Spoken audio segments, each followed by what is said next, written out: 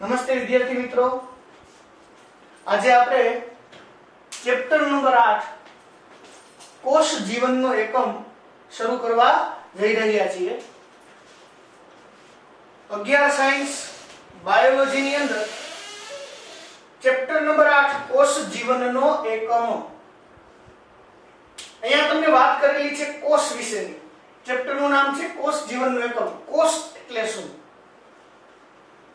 તો તમે બધા લગભગ ધોરણ 9 થી ભણતા હશો અને ત્યારથી તમે જોયું હશે કે કોષ કેવો હોય છે। આ કોષને જીવનનો એકમ કીધો છે કે આપણા જીવનનો તમામે તમામ આધાર છે ને એ કોષ ઉપર રહેલો છે। દરેક સજીવના જીવનનો આખો આધાર કોની ઉપર રહેલો છે? કોષ ઉપર। એટલા માટે એવું કીધું છે કે કોષ છે જીવનનો શું છે? એકમ છે। બીજી વાત કરેલી છે પ્રસ્તાવનામાં કે જ્યારે આજુબાજુ જોવો તો સજીવ અને નિર્જીવ દેખાય ત્યારે તમને આશ્ચર્ય થતું હશે કે સજીવ કઈ રીતે જીવંત કહેવાય અને નિર્જીવ જીવંત નથી। અહીંયા તમને એવું કીધું છે કે તમે તમારી આજુબાજુમાં જોવો ને તો તમને દેખાશે કે સજીવ કઈ રીતે સજીવ કહેવાય ને નિર્જીવ કઈ રીતે નિર્જીવ કહેવાય। એના વિશેનો તમને પ્રશ્ન કરેલો છે। તો પહેલી વાત તો એ છે કે સજીવ અને નિર્જીવ શું છે? તો કે સજીવ એટલે શું અને નિર્જીવ એટલે શું? જોઈએ, સજીવ અને નિર્જીવ આ બંનેની વચ્ચે તફાવત શું છે? તો કે તમે તમારી આજુબાજુમાં જોશો તો વાંચતા હશો ત્યારે આવી અને માખી તમારા ચોપડી ઉપર બેસે અથવા તો આકાશમાં પક્ષી ઉડતા દેખાય, રોડ ઉપર કૂતરું ભસતું દેખાય। તો આ બધા જે જીવો છે ને આપણે શું કહીએ છીએ? સજીવ કહીએ છીએ। જ્યારે તમે લખો છો એ પેન છે, પુસ્તક છે, આ બધી વસ્તુ નિર્જીવ છે। તો તમને ખ્યાલ કેવી રીતે આવે કે આને આપણે સજીવ કહેવું ને આને આપણે નિર્જીવ કહેવું? તો એના માટેના સિમ્પલ 3-4 મુદ્દાઓ છે કે પહેલી તો એ વાત છે કે જેનામાં જીવ હોય એને આપણે શું કહીએ છીએ? સજીવ। અને જેનામાં જીવ ના હોય એને આપણે શું કહીએ છીએ? નિર્જીવ। જેનામાં જીવ હશે એને આપણે સજીવ કહેશી, જેનામાં જીવ નહીં હોય એને આપણે શું કહેશી? નિર્જીવ। બીજી વાત કરેલી છે જે વૃદ્ધિ કરે અને એનું કદ વધે। નિર્જીવ કોને કહેવાય? તો કે વૃદ્ધિ ન કરે, એનું કદ પણ ન વધે।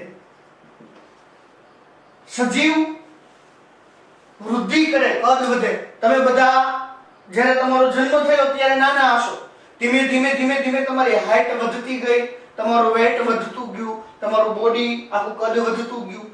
તો તમે કેવા છો? નિર્જીવ કે સજીવ? તો કે સજીવ।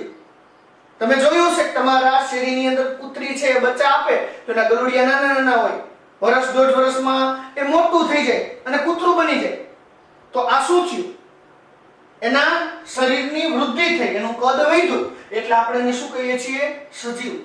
પરંતુ નિર્જીવની વૃદ્ધિ પણ નથી થતી અને કદ પણ વધતું નથી। સપોઝ કે તમે ધોરણ 11 ની અંદર જે પેન લીધેલી હોય લખવા માટેની, એ પેન તમારે તમારા કંપાસની અંદર તમે સાચવીને રાખો અને ધોરણ 11 આખું પૂરું થઈ જાય તો પેન હોય એવડી લેવડી રહે। એવું બન્યું કે પેન છે 2 ગણી મોટી થઈ ગઈ કે પેન જાડી થઈ ગઈ? નથી થતી, કારણ કે લખવાની જે પેન છે કેવી છે? નિર્જીવ છે। તો નિર્જીવની નથી થતી વૃદ્ધિ, નથી થતો વિકાસ, કે નથી એના કદમાં વધારો થતો। ત્રીજી વાત આપણે જોવા જઈએ તો સજીવ કોને કહેવાય? તો કે સજીવ શું કરે છે? તો કે ખોરાક લે છે। નિર્જીવ ખોરાક લેતા નથી। સજીવ છે ખોરાક લે છે, નિર્જીવ ખોરાક લેતા નથી। સજીવ ખાવા માટે ખોરાક લે છે, જીવવા માટે। નિર્જીવ કોઈ દિવસ ખોરાક નથી લેતા। તમે કોઈ દિવસ એવું જોયું કે આજે વ્હાઇટ બોર્ડ અહીં આપેલું છે, બપોર ફેર અને ભૂખ લાગી અને આ 2 રોટલી ખાઈ ગઈ?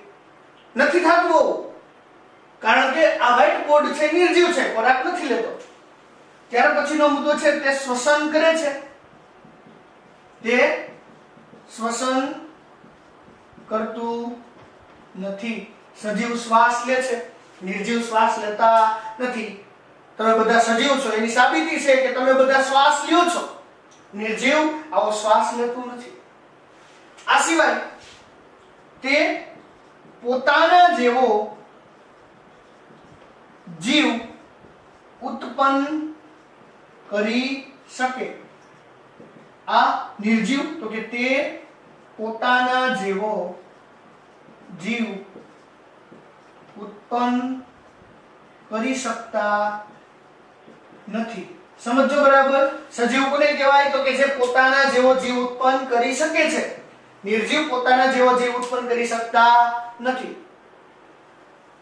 દરેક સજીવ પુખ્ત બની જાય એટલે પ્રજનન કરી અને પોતાની પેઢીને ટકાવી રાખવા માટે પોતાના જેવો નવો જીવ બનાવે છે, બચ્ચાને જન્મ આપે છે. નિર્જીવ આવું કોઈ દિવસ કરતા નથી. અને છેલ્લો ને લાસ્ટ મુદ્દો, તે પર્યાવરણ પ્રત્યેની સંવેદના અનુભવે. તે પર્યાવરણની સંવેદના અનુભવતા નથી. સજીવ પર્યાવરણની અંદર રહેલી તમામ સંવેદનાઓને અનુભવી શકે છે. નિર્જીવ પર્યાવરણની એકય સંવેદના અનુભવી શકતા નથી. તમે જોયું હશે કે ચોમાસું ચાલુ થાય અને વરસાદ આકાશમાંથી આવે તો શેરીમાં રહેલ ગાય કે કૂતરા કે પલળતા હોય તો એ વરસાદથી બચવા માટે શું કરે છે? તો કે ઘરની છત આગળ વહી આવે અને ન્યા આવી અને પોતે ઊભું રહી જાય, જેથી કરીને વરસાદથી પોતે પલળે નહીં. તો પર્યાવરણની જે સંવેદના થઈ એને અનુભવી. અથવા તો બહુ તડકો પડ્યો તો કૂતરું જોજો છાયા વયું જશે, કારણ કે કૂતરું સજીવ છે. નિર્જીવ આવી એક પણ સંવેદના અનુભવતું નથી. તમે કોઈ દિવસ તમારી પાઠ્યપુસ્તક કે પેનને તડકે મૂકી દેશો તો ત્યાંથી ઓટોમેટિક ચાલીને તમારા રૂમમાં નહીં વહી આવે કે મને તડકો લાગ્યો. અથવા તો પલળવા મૂકી દેશો તો ત્યાંથી પલળતી તમારા રૂમમાં નહીં આવે વરસાદથી બચવા. એ ત્યાં પલળી જશે, કારણ કે એ નિર્જીવ વસ્તુ છે. તો નિર્જીવ આવી એક પણ સંવેદના અનુભવતું નથી. તો સજીવ અને નિર્જીવ વચ્ચે તમને ખ્યાલ આવી જ ગયો હશે. તો તમને પહેલા મુદ્દામાં એવું કીધું કે આજુબાજુમાં જોશો ને તો સજીવ ને નિર્જીવ દેખાશે. સજીવ કઈ રીતે જીવંત કહેવાય, નિર્જીવ જીવંત નથી એનો ખ્યાલ તમને હવે આ બંને મુદ્દાઓ પરથી આવી ગયો હશે. બીજી વાત તમને એવી કરેલી છે કે આનો જવાબ એ છે કે સજીવના જીવનમાં આધારભૂત એકમ કોષની હાજરી છે. કે દરેક સજીવના જીવનની અંદર એનો મેઇન આધારભૂત એકમ કોણ છે? તો કે કોષ છે. સપોઝ કે કોઈ પણ સજીવ હોય એનું જીવન માત્ર ને માત્ર આવા એક કોષથી શરૂ થાય. અહીંયા જે હું આકૃતિ દોરું છું શેની દોરેલી છે? કોષની આકૃતિ મેં દોરી છે. કોઈ પણ સજીવના જીવનનો આરંભ શેમાંથી થાય છે? કોષથી. એટલે એવું કીધું કે કોઈ પણ સજીવના જીવનનો આધારભૂત એકમ, એનો મેઇન આધાર ક્યાંથી રહેલો છે? તો કે કોષથી રહેલો છે. અહીંયા જે મેં આકૃતિ દોરેલી છે શેની દોરેલી છે? કોષની. બધા જ સજીવો કોષથી બનેલા છે. કીધું ને તમને કે દરેક સજીવ શેના બનેલા છે? કોષથી. તમે આગળ જતા અભ્યાસ કરશો કે સમાન રચના અને સમાન કાર્ય ધરાવતા આવા કોષો હોય એકબીજાની સાથે ભેગા મળી જાય એટલે જો આ એક કરતા વધારે કોષથી અહીં મેં 5 કોષ દોર્યા છે તો આજે બની એને આપણે પેશી કહીએ છીએ. શું કહીએ છીએ? પેશી. હવે આવી પેશીઓ ભેગી મળે તો એનાથી શું બને? અંગ બને. અંગ ભેગા મળે તો એનાથી શું બને? અંગતંત્ર બને. તો આવી રીતે તમને અહીંયા કીધું છે કે દરેક સજીવ કોષથી બનેલા છે. કોષ ભેગા મળી પેશી બને, પેશી ભેગ મળી અંગતંત્ર બને, અંગ બને, અંગ ભેગા મળી અંગતંત્ર બને અને અંગતંત્ર ભેગા મળીને જટિલ દેહ એટલે કે આખા સજીવના શરીરનું નિર્માણ થઈ જતું હોય છે. બીજા અર્થમાં તમને એવું કીધું છે અહીંયા કે જેમાં કેટલાક એક કોષથી બનેલા હોય, જેને એક કોષીય સજીવ કીધા છે. કે ઘણા સજીવ એવા છે જે માત્ર ને માત્ર કેટલા કોષથી બને છે? એક જ કોષથી બને છે. તો જે સજીવ માત્ર ને માત્ર એક જ કોષથી બને આ સજીવને કેવા કહેવાય? એક કોષીય. સપોઝ કે તમે ધોરણ 10 માં સારી રીતે ભણી ગયા હશો એક કોષીય સજીવના ઉદાહરણમાં આજે મેં દોરેલું છે. શું દોરેલું છે? તમને ખ્યાલ આવી જ ગયો છે. અનિયમિત આકારનું અમીબા. આ અમીબા માત્ર ને માત્ર એક જ કોષથી બને છે એટલે એને શું કહેવામાં આવે છે? એકકોષીય. પેરામીશિયમ, યુગ્લિના, આ બધા સજીવો કેવા છે? તો કે જે માત્ર ને માત્ર એક જ કોષથી બને અને એક જ કોષથી બને એટલે એને કેવા કીધા છે? એકકોષીય. એવું કીધું કે ઘણા સજીવ એક કોષથી બનેલા છે, આ સજીવને આપણે શું કહી શકીએ? એકકોષીય. બીજા આપણા જેવા ઘણા બધા કોષોથી બનેલા હોય, તો ઘણા બધા કોષોથી બનેલા હોય સજીવને કેવા કહેવામાં આવે છે? બહુકોષીય. એક કરતા વધારે કોષોથી બનેલા છે, એક કરતા વધારે કોષોથી બનેલા છે એટલે એને શું કહેવાય? બહુકોષીય. આપણે શેમાં આવી? બહુકોષીયમાં. આપણા શરીરમાં લાખોની સંખ્યામાં કોષો રહેલા છે કે એક જ કોષના બનેલા છો? નથી ને કોઈ એક કોષના બનેલા, એક કરતા વધારે કોષથી બનેલા છે એટલે બહુકોષીય. આમાં કોણ આવે?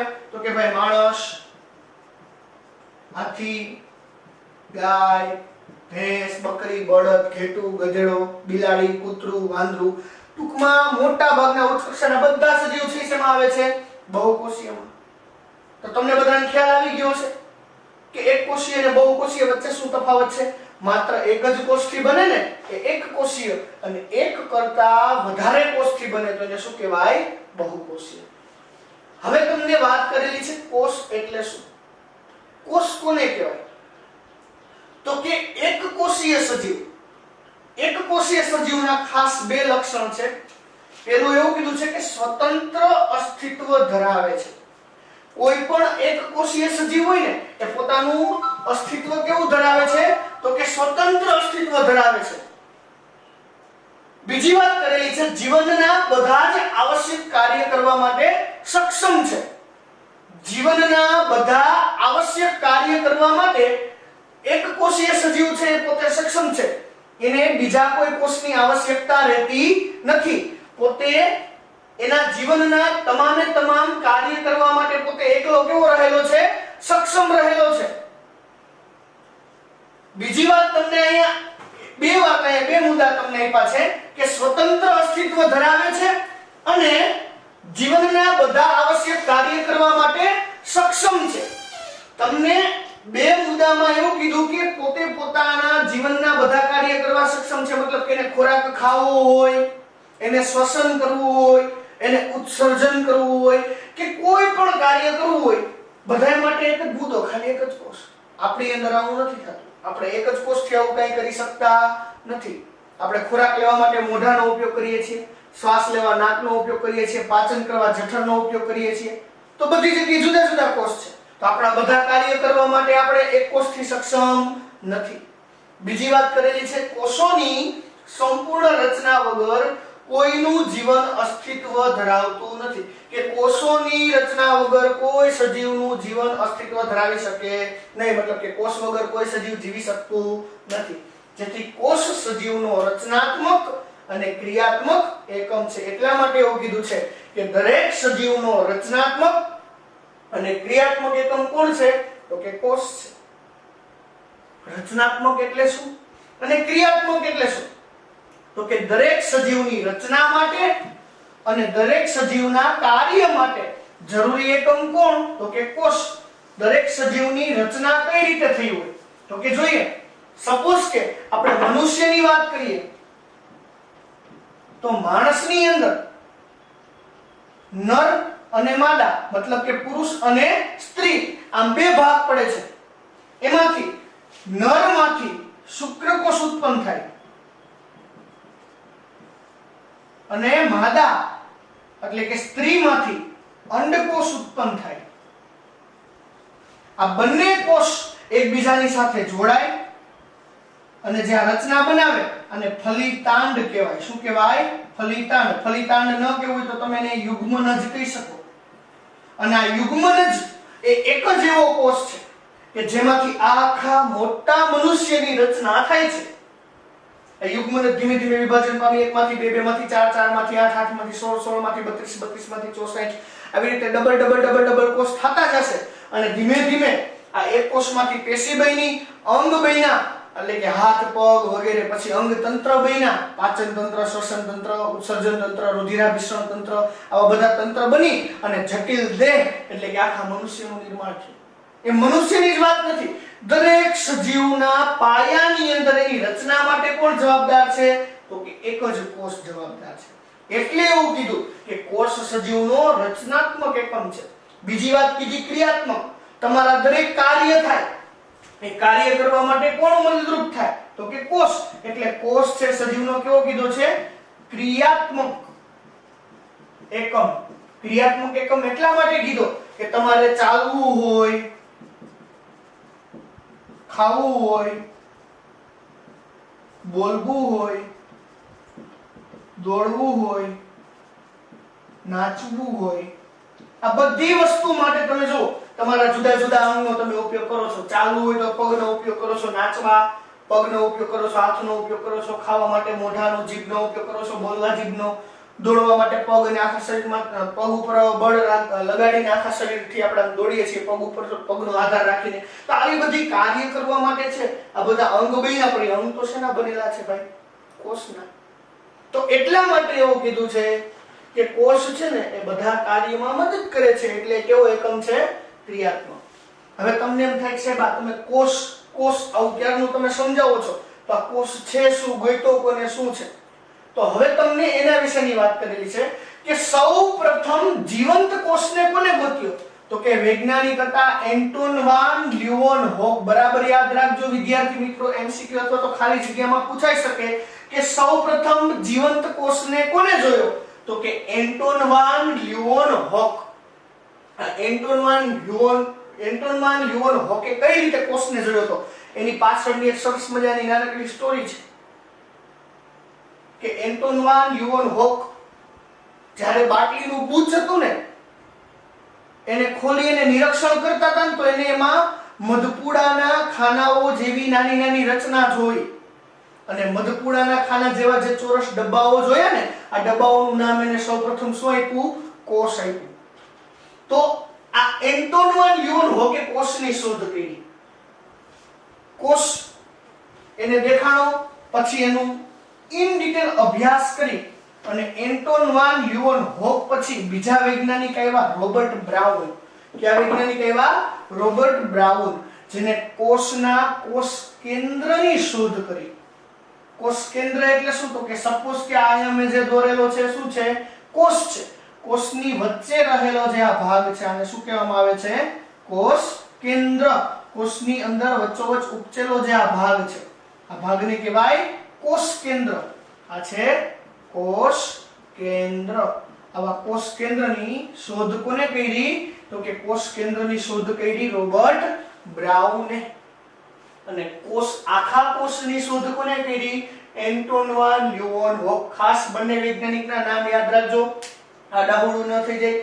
કોષની શોધ એન્ટોન વાન લ્યુવનહોકે કરી અને કોષ કેન્દ્રની શોધ રોબર્ટ બ્રાઉને કરી. ત્યાર પછી એવી વાત કરેલી છે કે સૂક્ષ્મદર્શક યંત્રની શોધ અને તેમાં સુધારો થયો અને ઇલેક્ટ્રોન માઇક્રોસ્કોપ દ્વારા કોષની વિસ્તૃત સંરચનાનો અભ્યાસ શક્ય બન્યો. ત્યાર પછીના સમયની અંદર શું થયું? તો કે સૂક્ષ્મદર્શક યંત્રની શોધ થઈ, એમાં સુધારો થઈને છેલ્લે ઇલેક્ટ્રોન માઇક્રોસ્કોપ આવ્યા અને એના દ્વારા જે વસ્તુઓ એના કરતા 10 ગણી, 45 ગણી કે 100 ગણી વધારે મોટી તમે જોઈ શકો. તો કોષ એકદમ સૂક્ષ્મ છે, એના કરતા 100 ગણો વધારે મોટો જોવો તો વિસ્તૃત એનો અભ્યાસ થઈ શકે, સારામાં સારી એની રચનાથી ખ્યાલ આવી શકે. તો સૂક્ષ્મદર્શક યંત્ર અને ઇલેક્ટ્રોન માઇક્રોસ્કોપના શોધ પછી કોષની તમામ રચનાનો વિસ્તૃત અને સારો એવો અભ્યાસ થઈ ચૂક્યો. તો વિદ્યાર્થી મિત્રો, અહીંયા તમને જે આકૃતિ દેખાડેલી છે એ કોષની છે. એના શોધક એન્ટોન વાન લ્યુવનહોક અને કોષ કેન્દ્રના શોધક રોબર્ટ બ્રાઉન હતા. એ ખાસ યાદ રાખજો. બીજો એવું પૂછે કે કોષ સજીવનો કેવો એકમ છે? તો કે રચનાત્મક અને ક્રિયાત્મક. પછી એવું કીધું કે એક જ કોષથી બનેલા સજીવ હોય તો એ કયા? તો કે એક કોષીય. એક કરતા વધારે કોષથી બને તો બહુકોષીયના એક્ઝામ્પલ્સ પૂછે. એક કોષીયના તો અમીબા, પેરામીશિયમ. બહુકોષીયના એક્ઝામ્પલ્સ પૂછે તો માણસ, હાથી, ગાય. ટૂંકમાં ઉચ્ચ કક્ષાના બધા સજીવ. અને સજીવ અને નિર્જીવ વચ્ચે ખ્યાલ તમને બધાને આવી જ ગયો હશે. તો આજે આપણે કોષ એટલે શું એ ભણ્યા. આટલું આજે આપણે રાખીએ. હવે આના પછીના નેક્સ્ટ લેક્ચરની અંદર આપણે કોષવાદ વિશેનો અભ્યાસ કરીશું. હવે આના પછીનો નેક્સ્ટ લેક્ચર છે એ આ પાઠનો કોષવાદ વિશેનો છે કે કોષ કોને ગોતેલો છે અને કયા કયા વૈજ્ઞાનિકોએ કોષની શોધ કરી આટલું આજુ આપણે રાખીએ.